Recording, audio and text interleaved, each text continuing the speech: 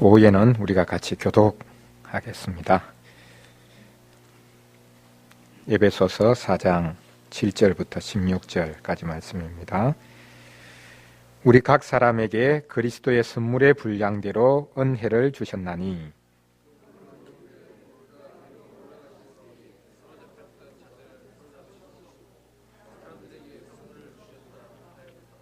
올라가셨다 하였은즉 땅 아래 낮은 곳으로 내리셨던 것이 아니면 무엇이냐?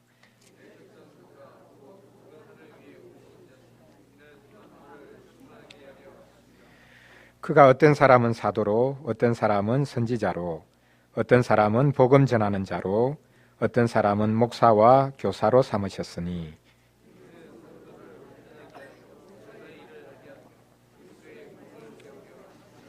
우리가 다 하나님의 아들을 믿는 것과 아는 일에 하나가 되어 온전한 사람을 이루어 그리스도의 장성한 분량이 충만한 데까지 이르리니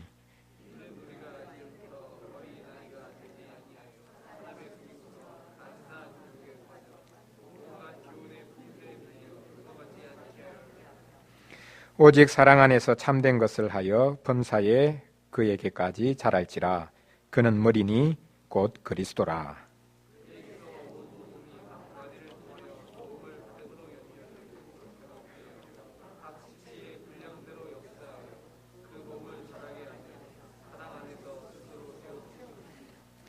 아멘. 오늘 오후와 다음 주일 오후에는 우리 재직 수련회로 오늘은 웨스트민스터 신앙고백서 제25장 교회에 관해서 같이 잠시 나누고 다음 주일에는 성도의 교제에 관해서 나누도록 하겠습니다. 오늘 우리가 같이 읽었던 이 에베소서 말씀에 보면 하나님께서 선물을 주셨다라고 말씀하고 있습니다. 교회에 귀한 선물을 주셨습니다. 그 선물이 무엇입니까? 승천하신 주님께서 교회에 내려주신 가장 귀하고 좋은 선물 무엇입니까? 성령을 보내주셔서 교회를 세우셨지요.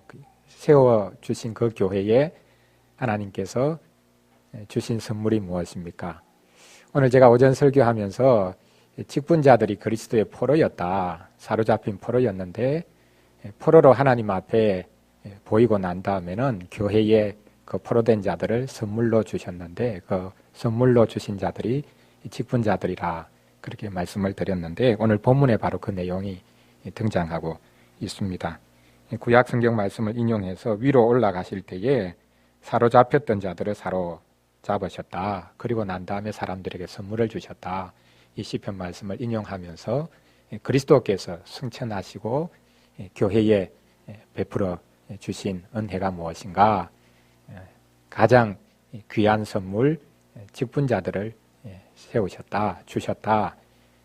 모든 신자들에게는 은사를 주시되 어떤 신자들 중에서 하나님께서 직분자들을 세우셔서 하나님의 그 다스리심을 이 땅 가운데서 펼치도록 역사해 주셨다. 그래서 땅에 세워진 교회는 하늘과 연결되어 있죠.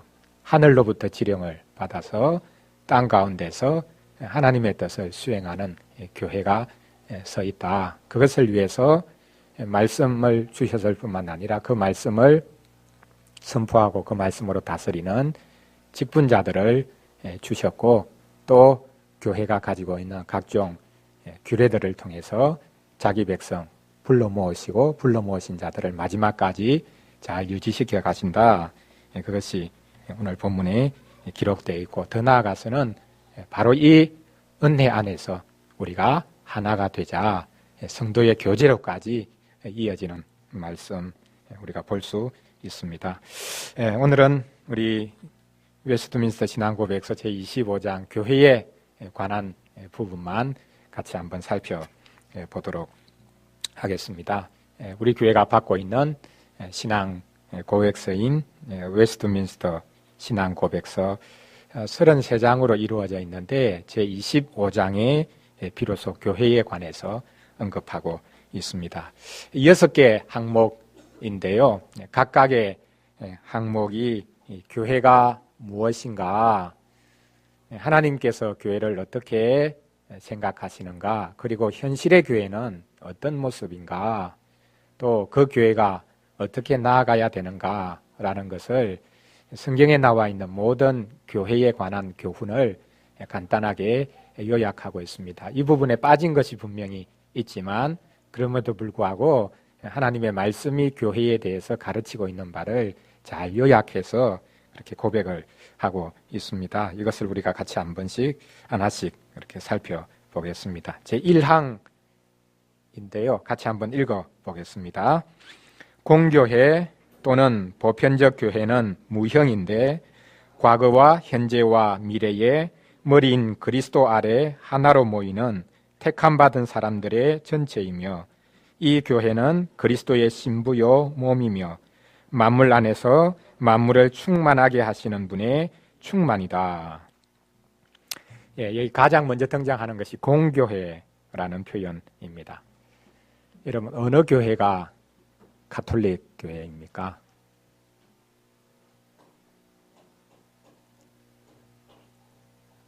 어느 교회가 가톨릭 교회입니까? 로마 천주교회가 가톨릭 교회입니까?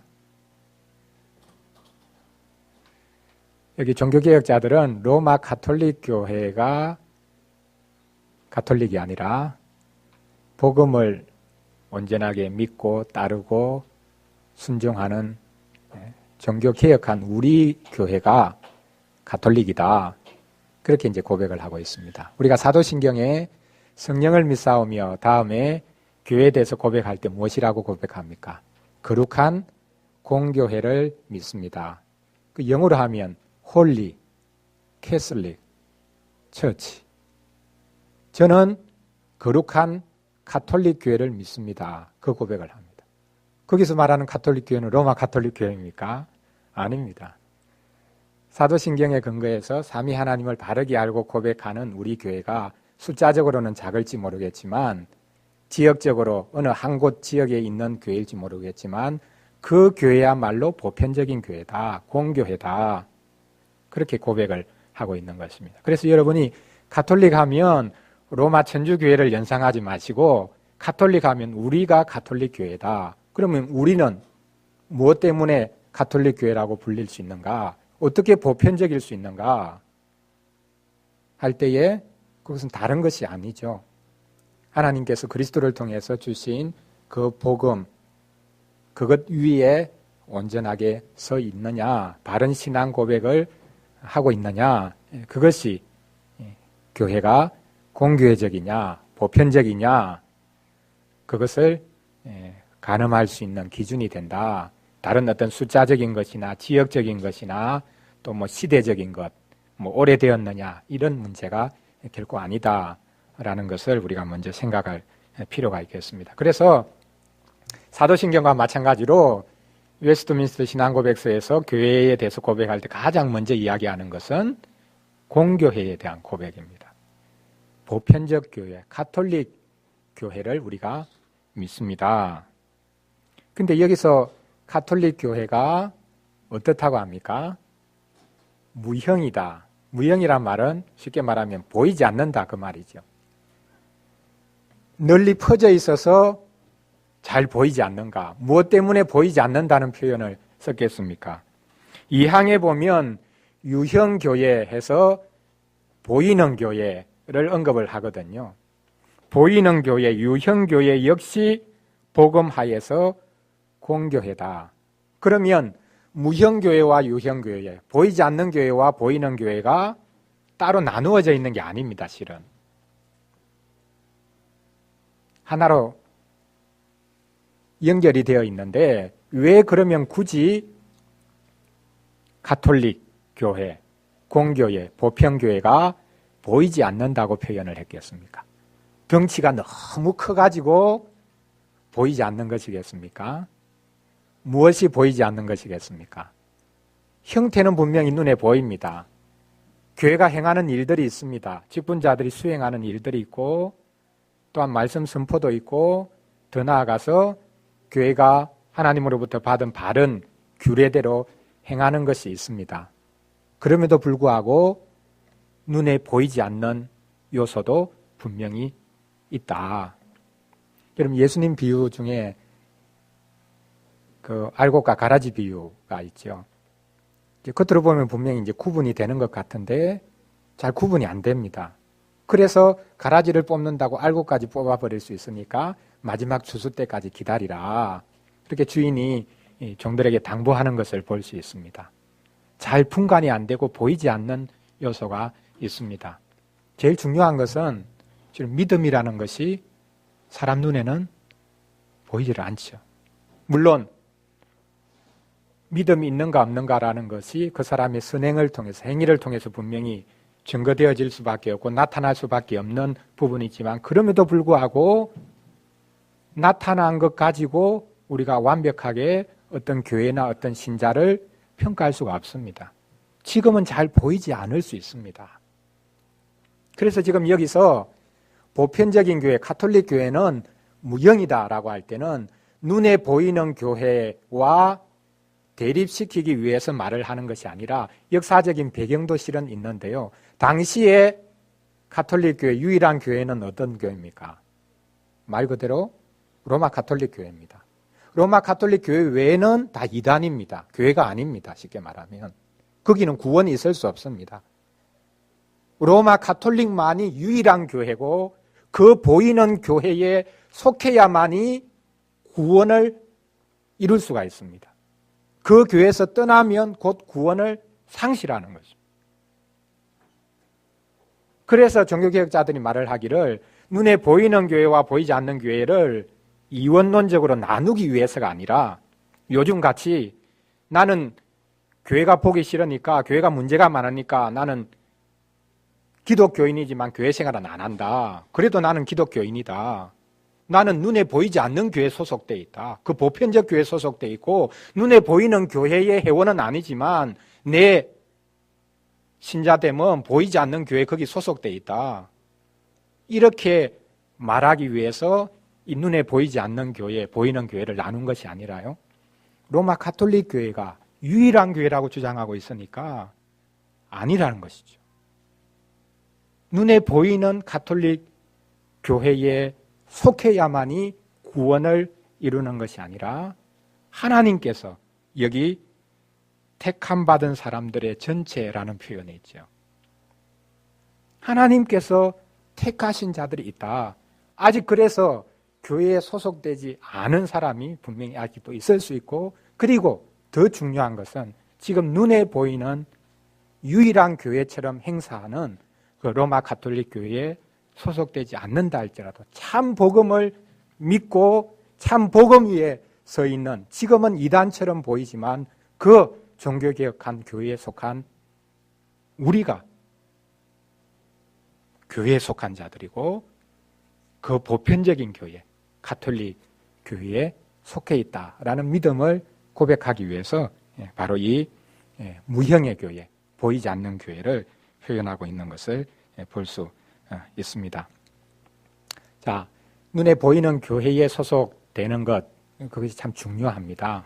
그것을 떠나서 하나님께서 자기 백성을 부르시고 또 구원하시는 그런 길이 아주 예외적인 경우 외에는 있을 수 없다라는 것을 생각할 때에 우리는 분명히 눈에 보이는 교회, 이 지역 교회의 회원이 되고 성도의 교제를 누리는 것, 이것이 우리의 구원을 이루는 유일한 길이다. 그것을 우리가 생각할 필요가 있습니다. 그럼에도 불구하고 가장 먼저 여기 신앙고백서에서 말하고 있는 것은 하나님께서 택한 자들, 하나님께서 작정한 자들, 그런 자들이 있다.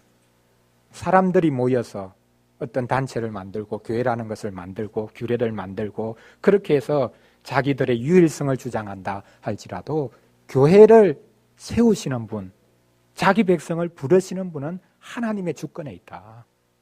하나님이 택하신 자들, 그런 자들을 불러내셔서 교회를 이루시고 그 교회를 통해서 하나님의 뜻을 이루어 가신다. 그래서 교회는 우리의 손으로 장악할 수 없다는 것입니다.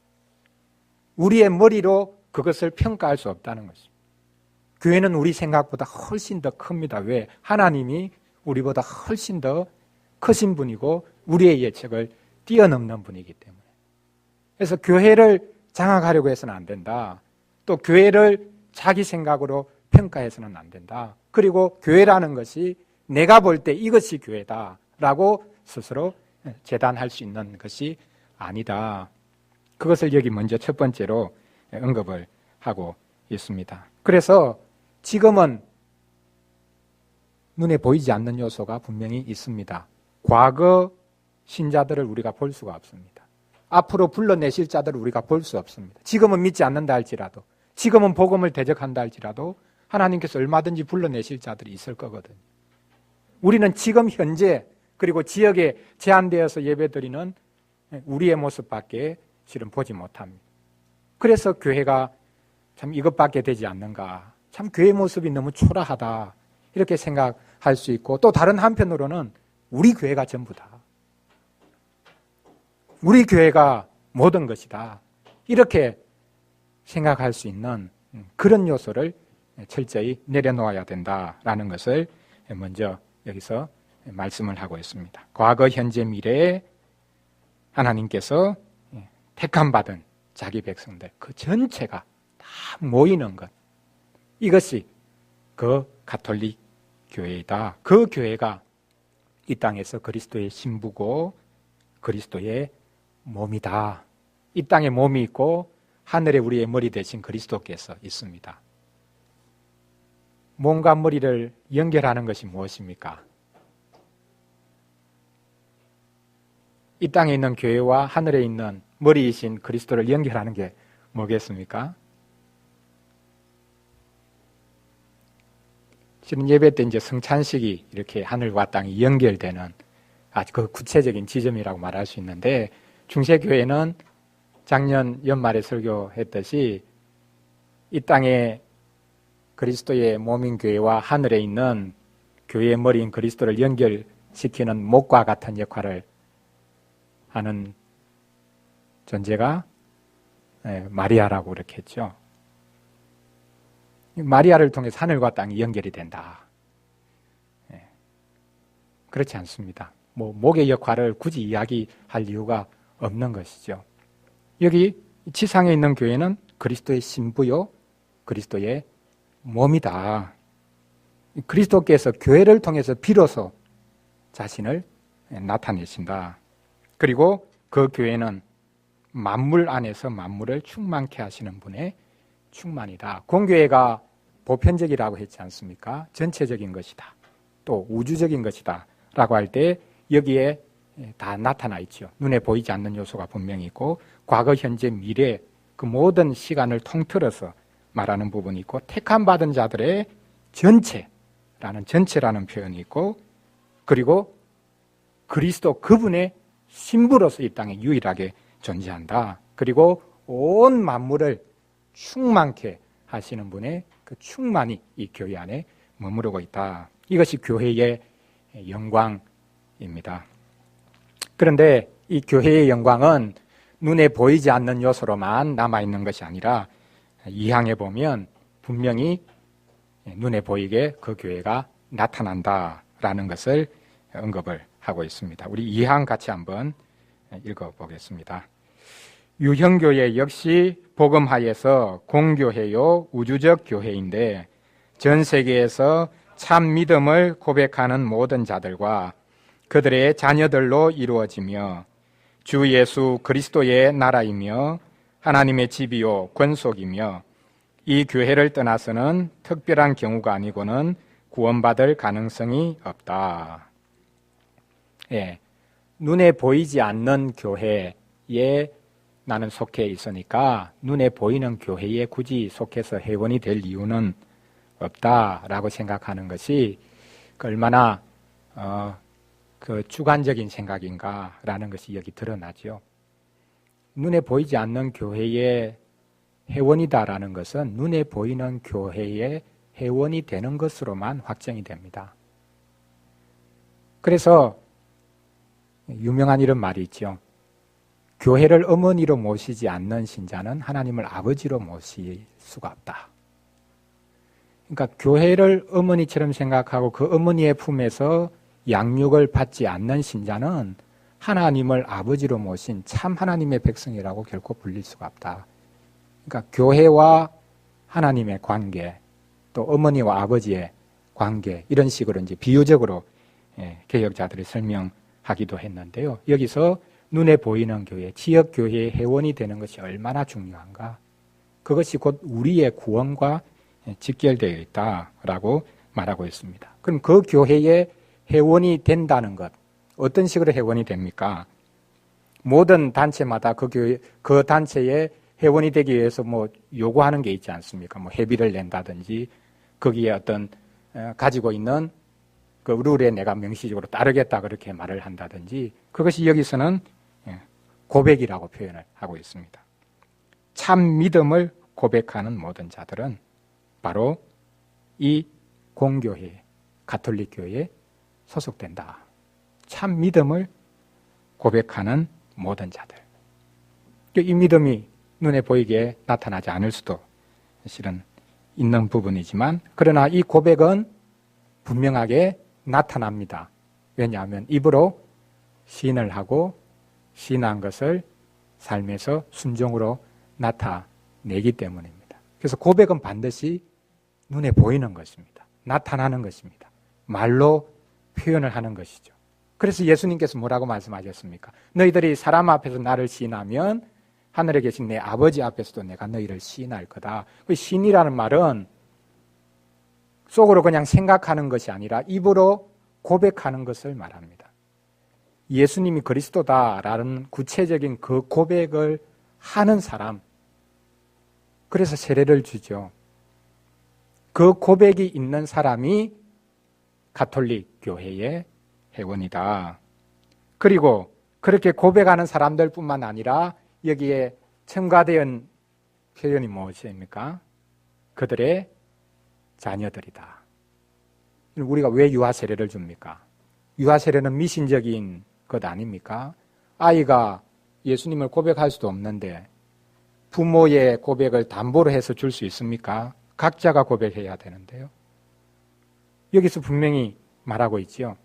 예수 그리스도를 믿는 참 믿음을 가진, 참 고백을 가진 사람들, 그리고 그들의 자녀들이 바로 이 교회의 회원이다. 그래서 우리는 유아 세례를 줍니다.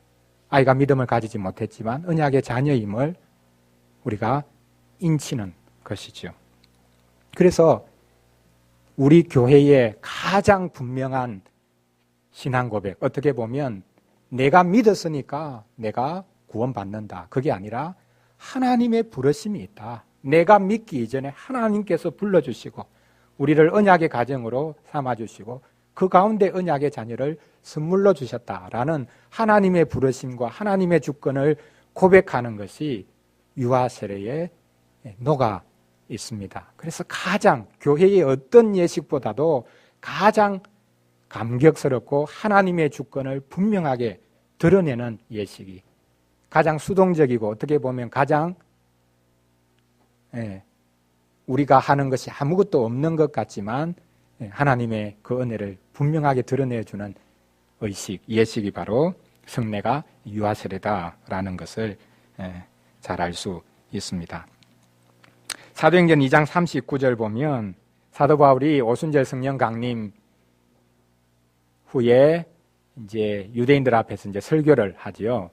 지금 벌어진 놀라운 일, 이것이 어떤 의미가 있는가, 그것을 설명하다가 제일 마지막 부분에 언급한 것이 바로 이제 이 부분입니다. 이 약속은 너희와 너희 자녀와 모든 먼데 사람, 곧 주 우리 하나님이 얼마든지 부르시는 자들에게 하신 것이라. 하나님께서 성령을 지금 보내주셨는데 이것은 하나님께서 이미 약속하신 것을 이룬 것이다. 이 약속은 너희에게 해당될 뿐만 아니라 너희 자녀들에게 해당된다. 그리고 얼마든지 먼데 있는 사람들을 하나님께서는 더 불러내셔서 이 약속을 누리게 해주신다라고 말하고 있는 것을 볼 수 있습니다.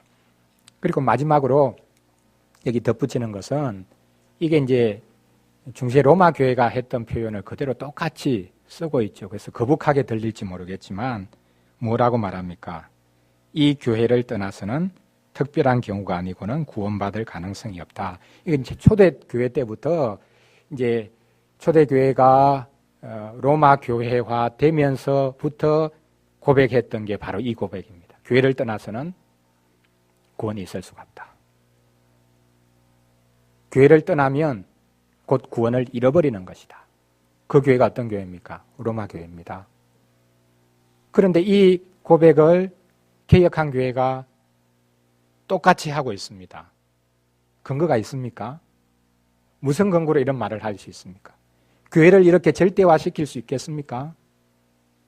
교회도 하나의 인간들이 모여 있는 곳이고 실수가 많이 있을 수 있는 곳인데 그 교회를 절대화시켜서 이 교회를 떠나서는 구원이 있을 수 없다 말하는 것은 그 하나님을 모독하는 것이 아니겠습니까? 왜 이런 고백을 하는 것이겠습니까? 교회 자체를 절대화하기 위한 목적이 아니죠. 그 교회에 있는 직분자들 자신이 하는 것이 완벽하다, 실수가 없다. 로마 교황처럼 교황은 실수가 있을 수 없다. 로마 교회는 잘못하는 법이 있을 수 없다. 그 관점에서 지금 이런 표현을 하는 것은 아니거든요. 지금 이 교회를 어떤 교회라고 하고 있습니까? 복음을 온전하게 받고 선포되기 때문에 받아서 참 믿음을 고백하는 자들이 모여 있는 교회. 이 교회를 떠나서는 특별한 방법 아니고는 특별한 방법이 있을 수 있습니다. 우리가 예측하지 못하게 하나님이 일하시는 방법이 있을 수 있습니다. 뭐 종종 그런 좀 이상한 이야기인지는 모르겠지만 참 하나님이 하시는 일이 참 그렇게 기이하구나. 그런 이야기들을 우리 선교지들에서 종종 들어볼 수 있지 않습니까? 선교사들이 복음을 한 번도 전하지 않은 지역인데 들어가 보니까 그들이 교회 비슷한 건물을 지어놓고 기다리고 있다는 이런 이야기들. 하나님께서 미리 준비시킨 자들, 특별한 방식으로 그렇게 예배하신 자들, 그런 역사들을 우리가 볼 수 있습니다. 예외적인 것이죠. 그러나 일반적으로는 하나님께서 말씀을 바르게 선포하게 하시는 그 교회에서 그 말씀을 받아서 참 믿음을 고백하는 자들이 교회를 이루고, 그래서 이 교회를 떠나서는 특별한 방법이 아니고서는 구원이 있을 수 없다. 교회를 절대화시키는 것이 아니라 그 교회에 맡기신 말씀의 절대성, 그리고 그 말씀을 온전하게 선포해야 될 직분자들의 그 중요성, 그것 때문에 다른 방식으로 하나님께서 구원을 이루실 수도 있지만 일반적으로는, 평상적인 방식으로는, 보통의 방식으로는 하나님께서 이 교회를 통해서 자기 백성을 불러 모으시고 구원을 이루어 가신다. 그것을 분명하게 여기서 유보 없이 언급하고 있는 것을 볼 수 있습니다. 그래서 조심스러운 표현이지만 우리는 지금도 여전히 교회를 떠나서는 구원이 있을 수 없다. 특별한 경우가 아니고는 구원받을 가능성이 없다. 그렇게 우리가 고백을 할 수 있다. 동의가 됩니까? 뭐 교회가 뭔데 뭐 그렇게 이야기하나, 이렇게 생각할 수 있을지 모르겠습니다. 우리가 이것을 한번 묵상의 재료로 한번 삼아 보아야 될 것 같습니다. 그 3항에 보면 이제 교회에 하나님께 허락해 주신 좋은 선물들을 우리가 읽었던 에베소서 4장에 나오듯이 이제 한 가지씩 설명을 하고 있습니다. 그것 한번 우리 보겠습니다. 같이 읽어보겠습니다. 그리스도께서는 이 보편적인 유형 교회에 교역과 말씀과 하나님의 규례를 주심으로 현세에서 세상 끝날까지 성도들을 모으고 보호하려 하셨고, 또 자기 약속을 따라 자기의 임재와 성령으로 말미암아 교역과 말씀과 규례가 효력 있게 그 목적을 이루게 하신다. 그 1, 2항을 합쳐서 여기 표현하는 것이 이 보편적인 유형 교회에, 그렇게 표현하고 있습니다.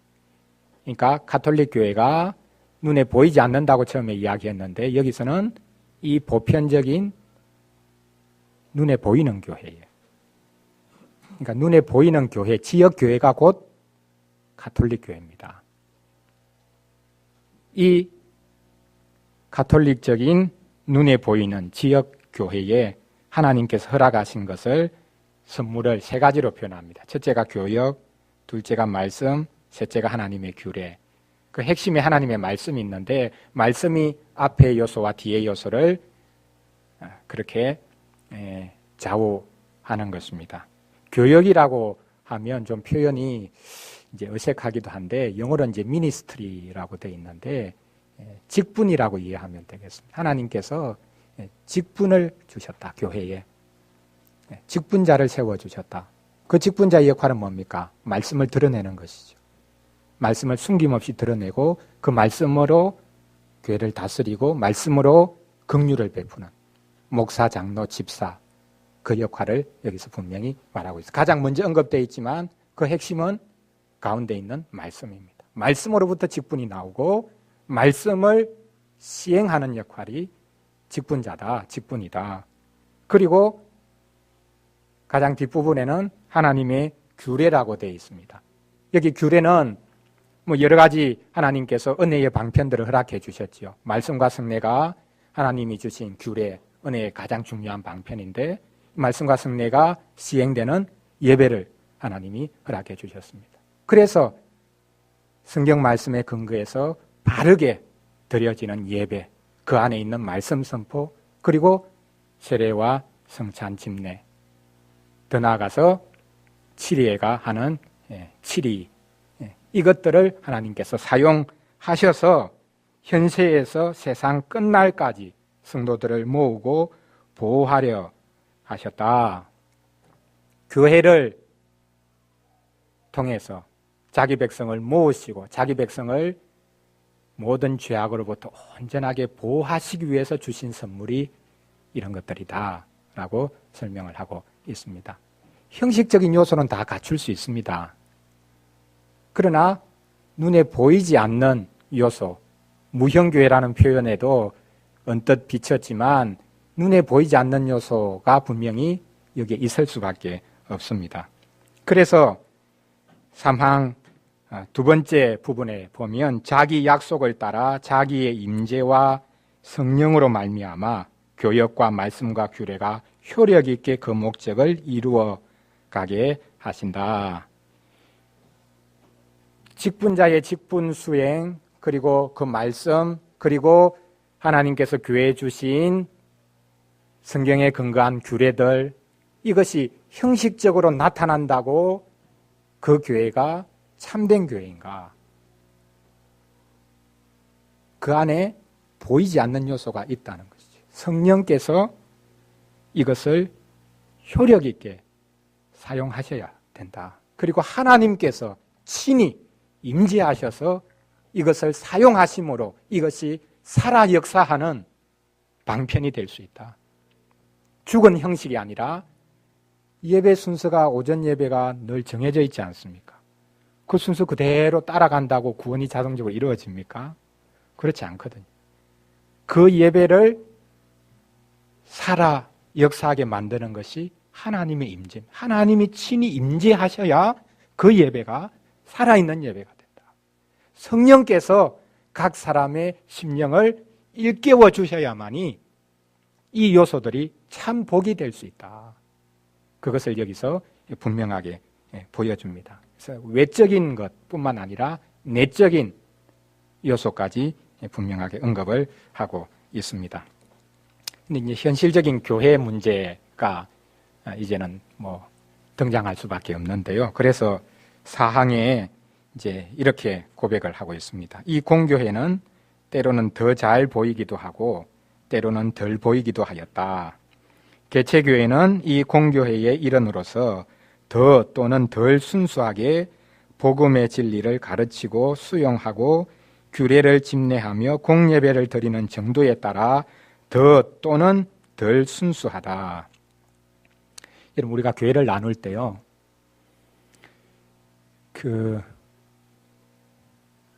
보통 참교회냐 거짓교회냐 그렇게 이제 딱 나누는 경우가 참 많이 있습니다. 그런데 이게 너무 경직된 그런 구분일 수 있거든요. 참교회, 거짓교회 뭐 구분은 선명할 수 있습니다. 그 원칙은요. 그 말씀이 온전하게 선포되고 있느냐, 성례가 제대로 집행되고 있느냐, 그리고 성도들의 생활을 바르게 치리하고 다스려 가고 있느냐. 근데 이게 정도의 차이가 있을 수 있지 않습니까? 우리는 참교회다 하면 거짓된 교회가 아니니까 참교회다 하면 안심은 되죠. 뭐 우리는 거짓된 교회는 아닐 거다. 그러면 이제 참교회다. 그러면 참교회면 그것으로 만족할 수 있습니까? 지금 웨스트민스터 신앙고백서에서는 좀 더 구체적인 현실을 이제 덜먹이면서 이야기하고 있습니다. 참교회지만 순수성에 있어서 조금 더 순수한 교회가 있을 수 있고 덜 순수한 교회가 있을 수가 있다. 참교회라고 해서 스스로 만족하고 스스로 다 됐다고 생각해서는 안 된다. 그걸 여기 현실적으로 분명히 언급하고 있습니다. 그러니까 처음에 언급했던 것, 더 잘 보이기도 하고 덜 보이기도 한다. 그렇게 먼저 표현을 했다가 그 다음에서는 더 또는 덜 순수하게 나타날 수도 있다. 무엇에 따라서요?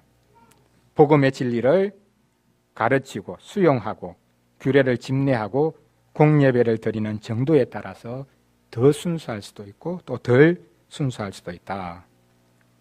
그 5항은 같이 연결된 것이니까 같이 한번 읽어보겠습니다. 천하에서 지극히 순수한 교회라 하더라도 혼합과 오류에서 벗어날 수 없다. 들여는 그리스도의 교회임을 멈추고 사탄의 회가 될 정도로 타락하였다. 그럼에도 불구하고 이 땅에는 하나님의 뜻을 따라 그분을 예배하는 교회가 항상 있을 것이다. 아무리 순수한 교회라 할지라도 혼합과 오류에서 벗어날 수 없다. 교회가 이 땅에 있는 한 완벽한 교회란 있을 수 없다. 제가 설교하면서 이제 종종 느끼는 게 그겁니다. 한 주간 동안 말씀을 잘 연구하고 그렇게 심사숙고해서 하나님의 뜻을 내가 발견했다, 찾았다. 그렇게 하면서 설교했는데 나중에 가보니까 성경을 잘못 해석한 겁니다. 그러면 그때 설교는 어떻게 되는 겁니까? 우리가 뭔가 결정해서 기도하면서 이게 하나님이 원하시는 것일 것 같다 해서 결정해서 진행했는데 나중에 가보니까 그게 잘못이었던 경우가 생기는 겁니다. 말씀의 근본적인 원리에서 벗어나면 이단이 되지만 말씀을 온전하게 파수하고 그것을 위해서 간다 하는 교회에도 늘 실수가 많다. 혼합이나 오류 속에 빠질 수도 있다. 그래서 늘 하나님의 도움을 구해야 하는 것이죠. 그러니까 완전히 말씀에서 벗어나 버리면 여기 표현대로 사탄의 회가 될 수 있습니다. 중세교회가 하나님의 말씀에서 완전히 벗어났기 때문에 종교개혁이 일어날 수밖에 없었죠. 그럼에도 불구하고 개혁자들은 로마 교회로부터 스스로 그 교회를 걷어차고 나온 게 아닙니다. 쫓아낼 때까지 그곳에 있었습니다. 제세례파 같은 경우에는 아주 급진적으로 모든 것을 단절해버리고 그렇게 나왔지만 칼빈 선생 같은 경우에는 내가 로마 교회가 다시 복음을 회복하고 그 교회와 하나 되기 위해서는 내가 모든 걸 다 하겠다. 5대양 6대주를 건너서라도 가서 대화하고 그래서 하나된 교회를 이루기 위해서 내가 할 수 있는 모든 것을 다 하고 싶다. 그렇게 이제 표현을 했거든요. 말씀에서 완전히 떠나버리면 사탄의 해가 물론 될 수 있습니다. 그러나 그렇게 되기 전에 교회에 무슨 문제가 있으니까 나는 좀 더 순수한 교회를 찾아가겠다. 좀 더 은혜로운 교회를 찾아가겠다. 그렇게 하지 않더라도 우리 교회 안에 문제가 많으니까 몇몇 사람들 모여가지고 교회를 개혁하는 모임을 만들자. 그 초대교회 때부터 있었던 운동이거든요. 교회 안에 교회를 만드는 겁니다. 그 남녀 전도에 그런 것 정도가 아니라 무슨 뭐 청년부 따로 모이는 정도가 아니라 우리 교회가 문제가 많으니까 교회를 걱정하는 사람들이 모여서 우리끼리 교회를 개혁하기 위해서 뭔가를 하자.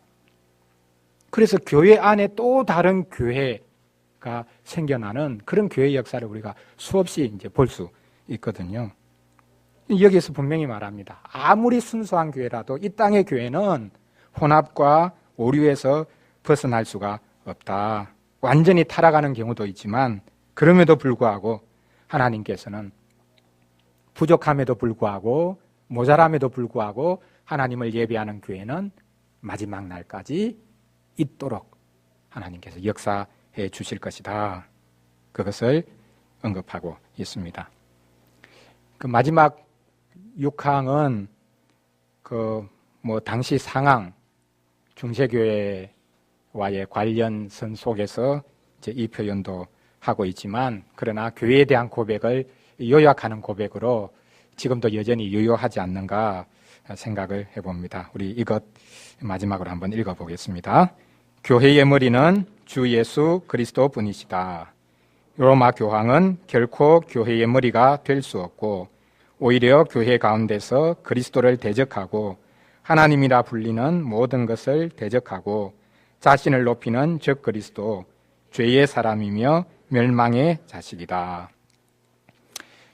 너무 심한 표현 같지만 로마 교황이 적 그리스도다. 이제 종교개혁 시기에 그런 투쟁의 시기에 나온 표현입니다. 지금도 로마 교황을 적 그리스도라고 볼 수 있을까? 이것은 참 어려움이 있는 표현 같고요. 그러나 중요한 것은 이제 첫 번째 문장이죠. 교회의 머리는 주 예수 그리스도 분이시다. 교회의 직분자들을 하나님이 세우시지만 교회의 머리, 교회의 주인은 그리스도다. 교회 주인이 누구냐? 목사다. 맞습니까? 아니다. 목사는 월급쟁이 사장이지 교회 주인은 장로지.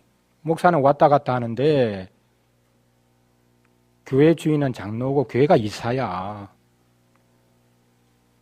그렇게 이제 말하는 경우도 있거든요. 교회 주인이 목사다, 장로다. 아니다. 많은 수를 차지하는 집사다. 나이 드신 분들은 이제 크게 교회를 새롭게 할 수 있는 요소가 없으니까 교회 주인은 청년이 돼야 된다. 청년을 위해서 예배를 새로 만들어줘야 되고 청년을 위해서 투자를 이렇게 해야 되고 저렇게 해야 되고 해야 된다. 그러니까 각각 부류마다 다 교회의 주인이 이제 자기라고 생각해요. 로마 교황이 당시에 교회 머리라고 생각했거든요. 근데 이것은 한편으로 일리 있는 표현을 씁니다. 하늘에는 교회 머리인 그리스도께서 계시고 이 땅에 교회의 머리는 교황이다. 그러니까 이제 교황은 이 땅에 있는 교회 머리라는 거죠. 그리스도는 하늘에 계시는 교회 머리고 이 땅을 직접 다스리는, 교회를 다스리는 이가 있어야 되니까 그 역할은 교황이 한다. 어떻게 보면 크게 무리 없는 말일 수도 있지만 우리가 첫 번째 이 문장, 교회의 머리는 주 예수 그리스도 뿐이시다. 그러니까 어떤 직분자라도 그리스도께 복종하는 존재죠. 말씀이 다스려지고 말씀이 역사하는 것이 교회죠. 그래서 우리가 이 마지막 이 표현을 우리가 늘 어떤 직분자든지 오늘 특별히 재직 수련회로 모이고 있으니까 하나님께서 교회를 다스리는 자리에 세우시고 또 말씀을 선포하는 자리에 세우시고 또 긍휼을 베푸는 자리에 세우셨다 할지라도 교회의 머리는 예수 그리스도 분이시다. 그분께 우리가 같이 복종하는 것. 그럴 때에 그 교회는 참된 교회가 될 수 있고 조금 더 아름다운 모습으로 이 땅 가운데서 구원을 전시하고 드러낼 수 있는 그 교회가 될 수 있겠다 생각을 해 봅니다. 이 시간 같이 잠시 한번 기도드리고 우리 마치도록 하겠습니다. 오늘 교회에 대해서 같이 배웠습니다. 여러분, 교회를 믿는다라는 표현을 쓸 수 있습니까? 없습니까? 나는 교회를 믿습니다. 사도신경이 삼위일체 구조로 되어 있지 않습니까? 나는 성부를 믿습니다. 성자를 믿습니다. 성령을 믿습니다. 그 성령을 믿습니다. 안에 교회도 포함되어 있는데 교회를 믿습니다. 삼위 하나님처럼 믿는 것은 아니지만 교회를 믿는다라는 표현도 우리가 쓸 수 있습니다. 우리에게 허락해 주신 교회를 믿고 의지하고 또 어떤 경우에는 지난번 말씀드렸던 것처럼 교회가 넓고 병든 어머니처럼 그런 모습이기에 우리가 어떤 경우에는 교회를 긍휼히 여겨야 할 때도 있습니다. 그러나 분명한 것은 우리의 구원은 개인적으로 이루어지는 것이 아니라 교회를 통해서 우리의 구원을 이루시고 하나님께서는 교회를 통해서 우리를 다스리신다 하는 것입니다. 연초에 우리 재직수련회를 통해서 특별히 교회가 무엇인가, 교회가 어떤 곳인가 그것을 우리가 다시 한 번 더 우리 마음속에 새기며 올 한 해 봉사하고 또한 하나님이 주신 일들을 잘 감당하면 좋겠습니다. 같이 잠시 기도하겠습니다.